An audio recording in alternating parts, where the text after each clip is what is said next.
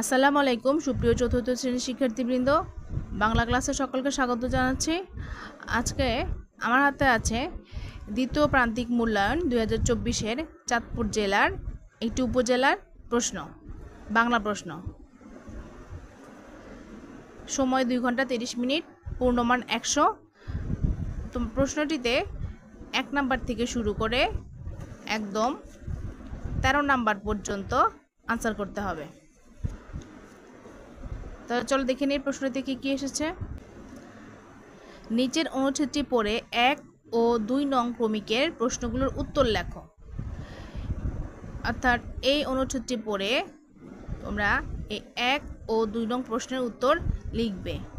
এখন এই অনুচ্ছেদটি এসেছে তোমাদের পাঠ্য বইয়ের হাত ধুয়ে নাও গল্পটি থেকে। তো গল্পটি সবারই জানা, কিন্তু গল্পটি পুরোটা দেয়নি, একটু অংশ তুলে দিয়েছে। যেমন মামা অন্তুকে খাবার ঘরের পাশে হাত ধুতে নিয়ে গেলেন, সাবান দিয়ে অন্তুর হাত ধুয়ে দিলেন, বিরিয়ানির প্যাকেটের পাশে বসিয়ে বলেন, নাও এবার খাও। খেতে খেতে অন্তু নাকে সর্দির পানি এসে যায়, ও সেটা বাহাত দিয়ে টিপে শার্টে মুছে নেয়। মামা দেখে আবার চোখ পাকান। সন্ধ্যায় মামা অন্তুর সঙ্গে কিছু সময় কাটালেন। ওর সারাদিনের চলাফেরা, মুখ হাত ধোয়া, গোসল করা, খাওয়া দাওয়া সব কিছু সম্পর্কে আলোচনা করলেন। পরদিন বিকেলে অন্তুর সঙ্গে মামা মাঠে গেলেন। ঘরে ফিরে মামা নিজে দাঁড়িয়ে থেকে অন্তুর হাত মুখ ধোয়ালেন। তারপর অন্তুকে বাবা মার সামনে বসিয়ে মামা বললেন, আমি সব দেখলাম ভাগিনা, তোমার একটি অভ্যাস ভালো করতে হবে, আর তা হচ্ছে হাত ধোয়া।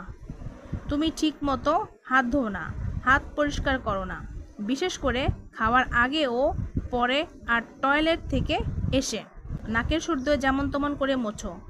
তারপর হাতও দেখলাম ধোও না। এগুলো মোটেও ভালো নয়। পরিষ্কার পরিচ্ছন্নতার প্রথম কাজই হলো ঠিকমতো হাত ধোয়া। তারপর নখগুলো পরিষ্কার নয়। রোগবালাইয়ের শুরু কিন্তু এখান থেকেই। তাই ভালো হাত ধোয়া না হলে ওই সব জীবাণু খাবারের সঙ্গে আমাদের পেটে চলে যায়, আর বেশিরভাগ পেটের রোগ, সর্দি, জ্বর ওই সব জীবাণু থেকেই হয়। শব্দার্থ আছে, নিচের শব্দগুলোর অর্থ লেখো, যে কোনো 5টি। চঞ্চল, খাবলে, খাওয়া, চেটেপুটে, ঠেকায়, তবলা, সাঙ্গ, তরঙ্গ। আছে 8টি, দিতে হবে 5টি। 5টিতে 5 নাম্বার। 2, নিচের প্রশ্নগুলোর উত্তর লেখো। ক, মামা কি দিয়ে অন্তুকে হাত ধোয়ালেন? দেখো উত্তরটি আছে, মামা সাবান দিয়ে অন্তুকে হাত ধোয়ালেন। এটা নাম্বার হচ্ছে 2। খ, কেন অন্তুর অসুখ বিসুখ লেগেই থাকতো? 4টি বাক্যে লিখো। এখান থেকে এটা বুঝে 4টি বাক্য লিখবে, যে সে ঠিকমতো হাত পরিষ্কার করতো না, খাবার আগে পরে হাত ধুতো না, এবং টয়লেট থেকে ফিরেও হাত ধুতো না, এবং সর্দি লেগেও হাত পরিষ্কার করতো না। গ, রোগবালাই থেকে মুক্ত থাকার জন্য তুমি কি করবে? 4টি বাক্যে লিখো। 4টি বাক্য লিখতে পারো এরকম, যে খাবার আগে হাত ধুবে, খাবারের পরেও হাত ধুবে, টয়লেট থেকে এসেও হাত ধুবে, এবং পরিষ্কার পরিচ্ছন্ন হয়ে চলবে। প্রদত্ত অনুচ্ছেদটি পড়ে 3 ও 4 নং ক্রমিকের প্রশ্নের উত্তর লেখো। এখানেও একটি অনুচ্ছেদ দিয়েছে। বাংলাদেশের দক্ষিণে রয়েছে প্রকৃতির অপার সম্ভার সুন্দরবন।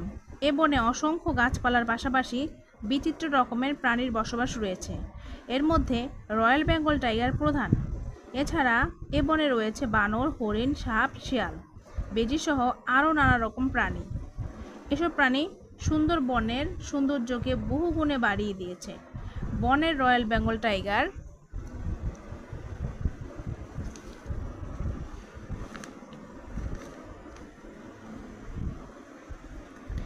পৃথিবীর বিখ্যাত। শক্তি, সৌন্দর্য আর চেহারায় তার কোনো তুলনা হয় না। তবে দুঃখের কথা হলো, এই বাঘের সংখ্যা দিন দিন কমে যাচ্ছে। এভাবে চলতে থাকলে এটা এক সময় বিলুপ্ত হয়ে যাবে। কেননা ইতিমধ্যে বিলুপ্ত হয়ে গেছে চিতাবাঘ, ওলবাঘ, গন্ডার প্রভৃতি প্রাণীও। তাই আমাদের উচিত সুন্দরবন ও এর সকল প্রাণীকে রক্ষা করা এবং দ্রুত প্রয়োজনীয় পদক্ষেপ নেওয়া। তাহলে এই 3 নং এবং এই 4 নম্বর প্রশ্নটা উত্তর করবে। 3 নংয়ে কি আছে? নিচের কয়েকটি শব্দ ও শব্দার্থ দেওয়া হলো, উপযুক্ত শব্দটি বাছাই করে নিচের বাক্যগুলো শূন্যস্থান পূরণ করে উত্তরপত্রে লিখো।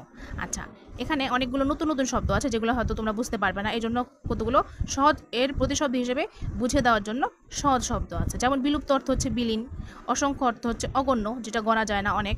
তারপর হলো পদক্ষেপ, এটা হলে পা ফেলা। দ্রুত মানে তাড়াতাড়ি। প্রধান হচ্ছে মুখ্য। প্রয়োজনীয় হচ্ছে দরকারি। বিচিত্র মানে বিভিন্ন বর্ণযুক্ত।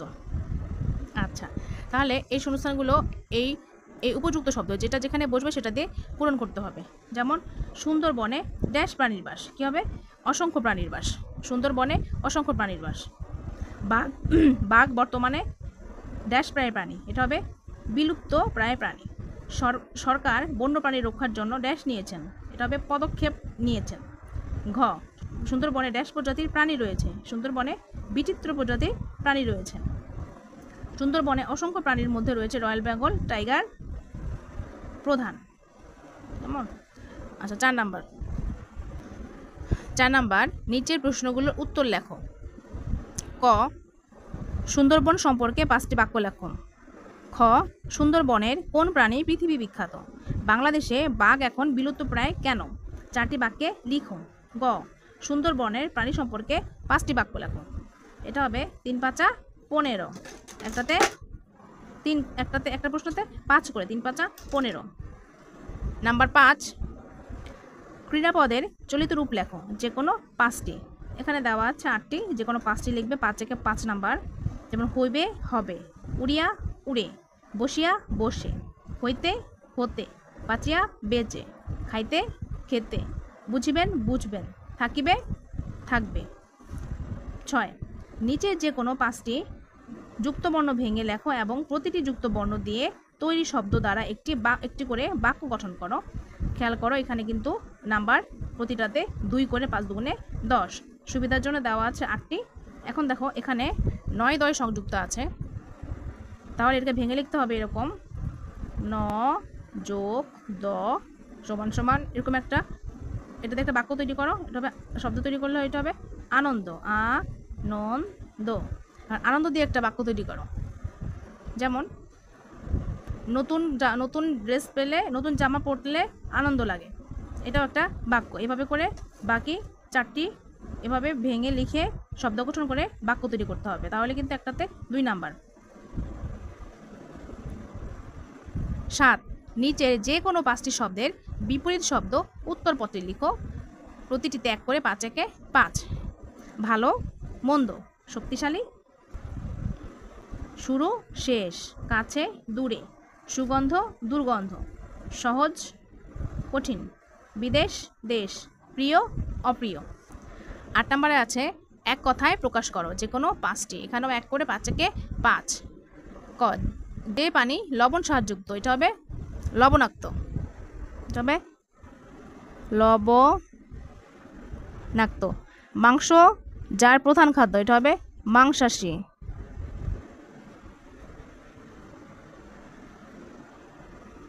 মাংসাশী। সুন্দরবন থেকে যারা কাঠ কেটে বিক্রি করে তাদেরকে বলা হয় কাঠুরে। যে জমি উঁচু নিচু নয়, এটা হলো সমতল ভূমি, সমতল ভূমি। মৌমাছি যেখানে মধু সঞ্চয় করে, মৌচাক। যিনি গবেষণা করেন, গবেষক। 9 অনুচ্ছেদটি পড়ে প্রশ্ন তৈরি করো। কে, কি, কোথায়, কিভাবে, কেন, কখন প্রদত্ত নির্দেশনা অনুযায়ী যে কোনো 5টি। আচ্ছা, এখানে আমাদের মোবাইল ফোন অনুচ্ছেদ থেকে, তোমাদের পাঠ্য বইয়ের মোবাইল ফোন অনুচ্ছেদ থেকে এই গল্পটি থেকে অনুচ্ছেদটি দিয়েছে। আমেরিকার বিখ্যাত বিজ্ঞানী আলেকজান্ডার গ্রাহাম বেল টেলিফোন আবিষ্কার করেন। যেমন এখানে যদি তুমি আমেরিকার বিখ্যাত বিজ্ঞানী আলেকজান্ডার গ্রাহাম বেল টেলিফোন আবিষ্কার করেন, দেখো এখানে একটি বাক্য দিয়েও কিন্তু কয়েকটি প্রশ্ন করা যায়। যেমন যদি এখানে আমেরিকার নিচে দাগ, এখানে যদি আলেকজান্ডারের নিচে দাগ, আলেকজান্ডার গ্রাহাম বেলের নিচে দাগ দেই, তাহলে হবে যে কে টেলিফোন আবিষ্কার করে, এটা হবে কে টেলিফোন আবিষ্কার করেন। কেমন?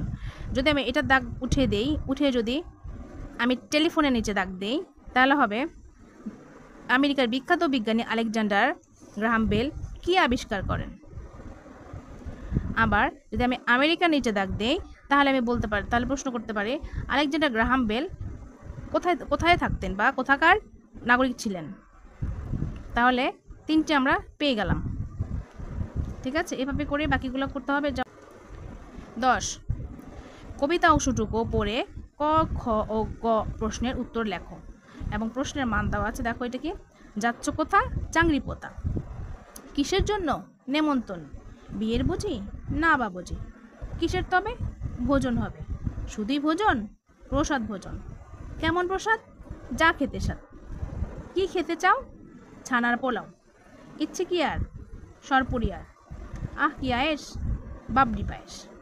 এখন এই 3টা প্রশ্নের উত্তর করতে হবে।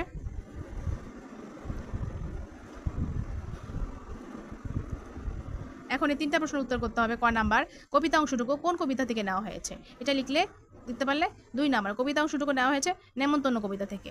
লোকটি কোথায় যেতে যাচ্ছে এবং কেন? লোকটি চাংরি পোতা যেতে যাচ্ছে কারণ তার নিমন্তন্ন আছে।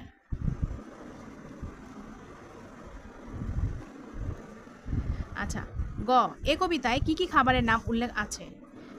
লোকটি কোন কোন ফল খেতে চায়? দেখো কি বলেছে, এ কবিতায় কি কি খাবারের নাম আছে। তার মানে কবিতাটা এখানে যা আছে তা আরও কিন্তু বইয়ে আছে। এখানে লিখেছে ছানার পোলাও, সরপুরিয়ার আর বাবরি পায়েস। এছাড়াও কিন্তু লোকটি আরও অনেক ফলের কথা বলেছে, অনেক খাবারের কথা বলেছে, এগুলোও তোমাদের লিখতে হবে।